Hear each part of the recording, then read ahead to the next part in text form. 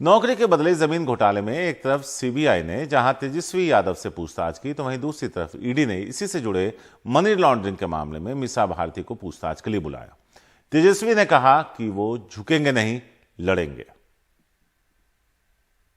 नौकरी के बदले जमीन घोटाले में ये पहला मौका था जब दो अलग अलग एजेंसियों ने तेजस्वी यादव और उनकी बहन मीसा भारती को पूछताछ के लिए एक ही दिन बुलाया। तेजस्वी यादव पूछताछ के लिए सीबीआई मुख्यालय पहुंचे, तो वहीं उनकी बहन मीसा भारती ईडी दफ्तर पहुंची।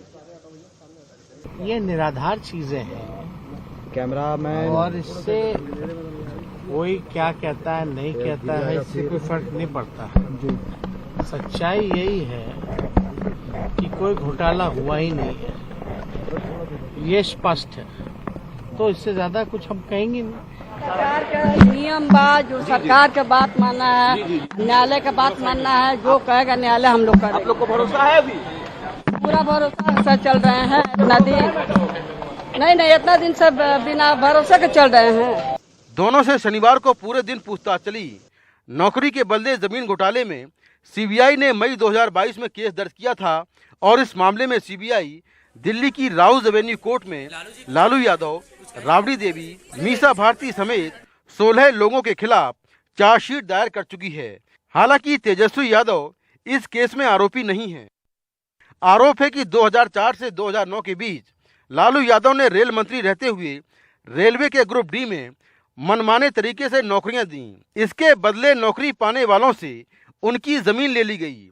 इनमें से कुछ प्लॉट एक कंपनी एके इन्फोसिस के नाम किए गए। इस कंपनी में तेजस्वी यादव और उनकी मां राबड़ी देवी के 50-50% शेयर हैं। दिल्ली के न्यू फ्रेंड्स कॉलोनी के जिस घर में तेजस्वी यादव रहते हैं, वो घर भी इसी कंपनी के नाम से रजिस्टर्ड है। आरोप है कि ये घर 4 लाख में लिया गया, जबकि इसकी मार्केट वैल्यू फिलहाल 150 करोड़ रुपए है। इसके अलावा 4 प्लॉट जो 7.5 लाख रुपए में लिए गए, वो लालू परिवार ने अपने करीबी आरजेडी एमएलए अबू दुजाना को 3.5 करोड़ रुपए में बेच दिए। सीबीआई के मुताबिक तेजस्वी लाभार्थी हैं, इसलिए उनसे पूछताछ की जा रही है। आरजेडी का कहना है कि सब केंद्र सरकार के इशारे पर हो रहा है। तेजस्वी ने तो चुनौती दिया था, क्या नाम है, सीबीआई को और ईडी को अंगूठा दिखाया था और कहा था कि आपके पास क्या एविडेंस है। आपने हमारे यहाँ जो तलाशी किया उसमें क्या आपको मिला, बताइए। सीजर लिस्ट जो है क्या है, उसको उजागर कीजिए। तो ये तो साफ तेजस्वी ने चुनौती दिया। वहीं बिहार में महागठबंधन में शामिल जेडीयू का भी कहना है कि केंद्रीय जांच एजेंसियों का दुरुपयोग किया जा रहा है। 14 राजनीतिक दलों ने एक साथ सुप्रीम कोर्ट में याचिका दायर की है और हम लोगों ने यही कहा है, हम भी उसमें पिटिशनर हैं, हम लोगों ने यही कहा है कि जिस प्रकार केंद्र की सरकार अपने जो संस्थाएं हैं, सीबीआई, ईडी और इनकम टैक्स का इस्तेमाल जिस प्रकार कर रही है, सेलेक्टिव कर रही है, अपने विरोधियों के खिलाफ कर रही है, उस पर ध्यान दिया जाए। और सुप्रीम कोर्ट ने 5 अप्रैल को तिथि निर्धारित कर दिया है उसकी सुनवाई की। इस घोटाले को लेकर ईडी ने हाल ही में मनी लॉन्ड्रिंग का केस दर्ज किया था और लालू यादव समेत दूसरे आरोपियों के यहां छापेमारी की थी और करोड़ों रुपए के गहने और नकदी बरामद की थी। इसी मामले में ईडी ने मीसा भारती से पूछताछ की है। इसके पहले सीबीआई 3 बार तेजस्वी यादव को पूछताछ के लिए बुला चुकी है, लेकिन तेजस्वी यादव तीनों बार पूछताछ के लिए नहीं आए। इसके बाद वो दिल्ली हाई कोर्ट गए, जहां पर सीबीआई ने कहा कि फिलहाल उनकी तेजस्वी यादव को गिरफ्तार करने की कोई मंशा नहीं है, लेकिन लालू यादव के परिवार की मुश्किलें यही खत्म होती नजर नहीं आ रही। नई दिल्ली से कैमरामैन जेवियर के साथ मैं मुकेश सिंह सेंगर, एनडीटीवी इंडिया। राजस्थान में स्वास्थ्य के अधिकार कानून को लेकर घमासान मचा हुआ है। एक तरफ है डॉक्टर्स तो दूसरी तरफ सरकार। कहते हैं कि सबको स्वास्थ्य सेवा दिलवाने का ये अहम कदम है। डॉक्टर्स की बात मान ली गई है और निजी डॉक्टरों से अपील की गई है कि हड़ताल खत्म करें और काम पे लौटें। आखिर क्या है Rajasthan right to health bill, देखिए हर्षा कुमारी सिंह की इस रिपोर्ट में। राजस्थान विधानसभा में पास हुआ ऐतिहासिक right to health bill. Rajasthan पहला राज्य है जिसने स्वास्थ्य के अधिकार को कानून का दर्जा दे दिया है। मुख्यमंत्री अशोक गहलोत की ये फ्लैगशिप स्कीम है।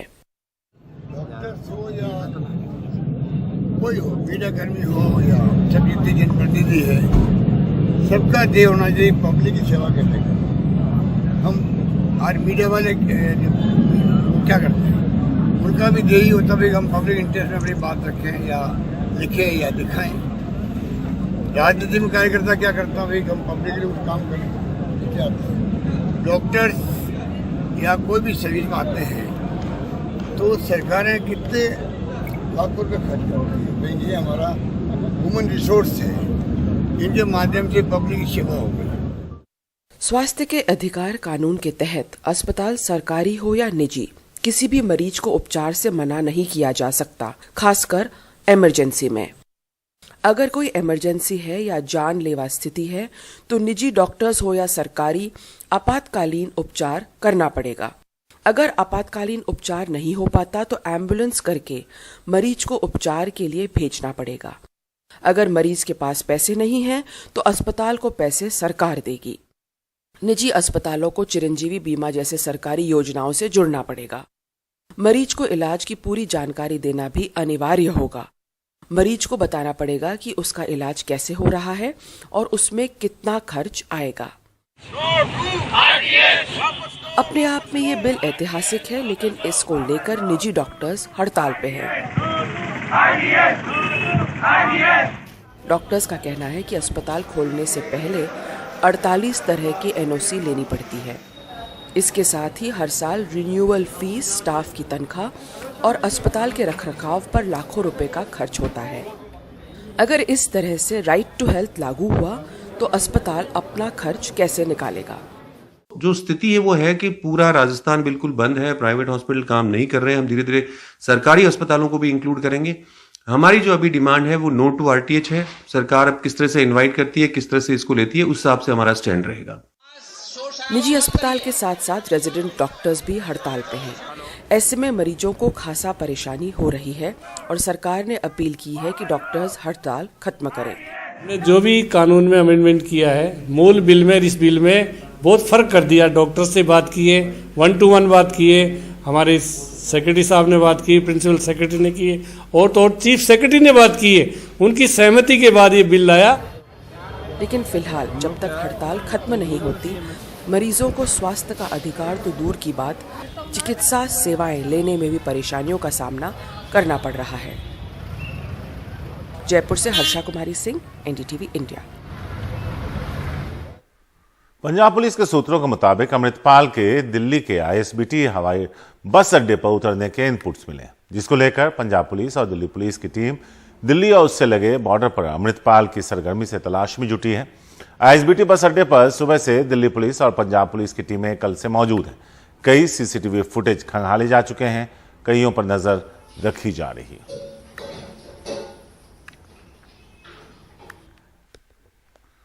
भगोड़े अमृतपाल की नई सीसीटीवी तस्वीरें पंजाब पुलिस के हाथ लगी, जिनमें वो अपने किसी करीबी के एक रिहायशी इलाके के मकान में बैग लेकर जाता हुआ दिखाई दे रहा है, जबकि दूसरी तस्वीर में वो पैंट और जैकेट में फोन पर बात करता दिख रहा है और उसने काला चश्मा भी लगा रखा है। पंजाब पुलिस के हाथ लगी ये सीसीटीवी तस्वीरें 20 मार्च के पटियाला शहर की बताई जा रही हैं।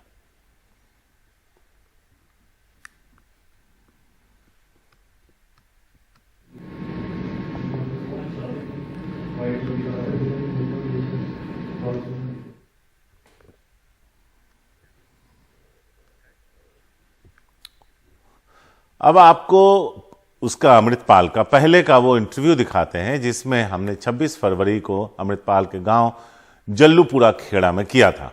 और ये इंटरव्यू हमने अजनाला में हुई घटना के ठीक 2 दिन बाद किया था, जिसमें अमृतपाल अजनाला पुलिस थाने पर हमला करके अपने एक अपराधी साथी को छुड़ा लिया था। हमारे इंटरव्यू में अमृतपाल ने कहा कि अगर पुलिस उसे गिरफ्तार करने आए तो हिंसा का चक्र फिर घूमेगा। लेकिन अब देखिए कैसे हुलिया बदलकर पुलिस से भागता घूम रहा है अमृतपाल। आप कह रहे हैं उनके पास उन्होंने वीडियोस में आइडेंटिफाई किया है और जो कुछ भी उस दिन हुआ, जो कुछ भी हिंसा हुई, आपके जो सपोर्टर्स हैं उनकी तरफ से भी हुई। डीजीपी ने कल कहा है कि इन सब पे एक्शन होगा, किसी को भी छोड़ा नहीं जाएगा। अभी पॉलिटिकल मोटिव फिर चल रहा है। डीजीपी पे प्रेशर डाला जा रहा है, पंजाब गवर्नमेंट पे प्रेशर डाला जा रहा है कि आप उनको बोला जा रहा है आप वीक गवर्नमेंट है, यही बोला जा रहा है ना। उस पर आके वो फिर ऐसा काम करेंगे जो पहले उन्होंने किया मेरे पे एफआईआर करने का, फिर वो ऐसा काम करेंगे जो ये साइकिल को रिपीट करेगा। पहले एक फेक एफआईआर थी, उसकी वजह से ये सब कुछ हुआ। अब उस जो हुआ है उस इवेंट्स पे अगर एफआईआर होगी तो फिर सारा कुछ हो सकता है। मैं ये ऐसे नहीं बोल रहा हूँ, मैं ये बोल रहा हूँ कि हम ये बात थ्रेट की तरह ली जा सकती है। क्यों थ्रेट लेना है किसी ने? अगर रियलिटी हो कोई चीज़, रियलिटी क्या होती है? जैसे ये सेम कोटेशन आपने अमित शाह के मसले में भी मीडिया ने मिसकोट कर दिया चीज़ों को। मिसकोट क्या होता है? या कभी आपने थ्रेट दिया? मैंने कहा गृह मंत्री को थ्रेट देने की पोजीशन में हूँ मैं। आप मेरे को बताएं, इंडिया का डिफेंस मिनिस्टर है, वो हमें थ्रेट दे रहा है। गृह मंत्री ने क्या बोला कि हम क्रश कर देंगे, सप्रेस कर देंगे जो खालिस्तान की मूवमेंट है। आप बताएं, पीसफुल मूवमेंट खालिस्तान की जो डेमोक्रेटिक वैल्यूज है उसके बाहर नहीं जाती, तो उसे क्रश करना, जो उसे सप्रेस करना, जो उठने ना देना, ये स्टेटमेंट ही इलीगल है अपने आप में। और होम मिनिस्टर की तरफ से आना ये चीज़, मुझे ऐसा लगता है कि फिर मैंने कहा कि इसके कॉन्सिक्वेंसेस तो हो गई। और कॉन्सिक्वेंसेस ये नहीं है कि जो इंदिरा ने किया, इंदिरा गांधी ने, उसका मर्डर ही कॉन्सिक्वेंसेस नहीं है खाली। लार्जर पर्सपेक्टिव में देखें तो एक अनस्टेबिलिटी है इस रीजन में भी, पूरे एशिया में भी, उसकी वजह से जो हुई है। सिख जेनोसाइड हुआ, सारा कुछ जो 10 साल का एक मिलिटेंसी का पीरियड है पंजाब में, वो सारा कुछ कॉन्सिक्वेंसेस में गिना जाता है ना। तो ये चीज़ थोड़ी हो कि इंदिरा गांधी का मर्डर है, वो तो एक इवेंट में एक छोटा सा इवेंट है, बाकी सारे बड़े इवेंट्स में भी वो भी एक इवेंट है। पर ये बात बोलना कि इसमें थ्रेट कर दिया किसी को, अभी मैं बोल रहा हूँ साइकिल कैसे रिपीट होता है। एक फेक एफआईआर थी, उसको कैंसिल कराने के टाइम पे कुछ वायलेंस हुई प्रोटेस्ट में।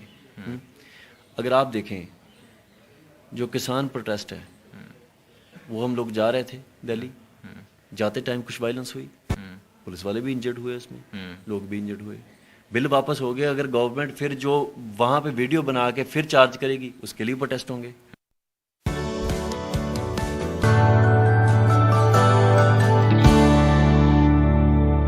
यूनिसेफ की एम्बेसडर अभिनेत्री करीना कपूर मुंबई के मीठा नगर म्युनिसिपल स्कूल पहुंची। करीना कपूर ने यूनिसेफ के एवरी चाइल्ड रीडिंग कैंपेन को प्रमोट किया। करीना कपूर ने वहां मौजूद बच्चों के साथ बातचीत की। इस कैंपेन के बारे में उनसे बात की हमारे सहयोगी प्रशांत सिसोदिया ने। नमस्कार, मैं प्रशांत और मैं इस वक्त खड़ा हूँ गोरेगांव के मीठा नगर म्युनिसिपल स्कूल में और हमारे साथ हैं करीना कपूर जो कि यहाँ पर यूनिसेफ इंडिया के सेलिब्रिटी एडवोकेट के हैसियत से यहाँ पर है और जो मूवमेंट है child every child reading movement के साथ जुड़ी है और उसको प्रमोट कर रही है। बहुत बहुत शुक्रिया बात करने के लिए आपसे कर देते हैं। और सबसे बड़ी बात जो मुझे लगती है कि आप जब प्रेस कॉन्फ्रेंस के दौरान आप बोल रही थी, आप यहाँ पर आई और यहाँ पे आपने इंटरेक्ट किया बच्चों के साथ, तो क्या है किसी चीज़ में आपको सरप्राइज किया? अपार्ट फ्रॉम जैसे उन्होंने बोला कि आप कहानी सुनने वो क्या बनना चाहते हैं, बट आपको देखने के लिए सरप्राइज हुआ, तो वो क्या मोमेंट? पहले तो ऑफकोर्स जब मैं इंटर हुई तो they were very excited. I think उनको भी बोला गया था कि इतना एक्साइटमेंट मत दिखाओ, बट आई नो दैट जब एक सेलिब्रिटी अपने बच्चे या अपने फैंस के सामने आते हैं, the kind of reaction, but this was I think एक बहुत ही इंटीमेट मोमेंट था, because when you actually are there and experiencing it, young little children.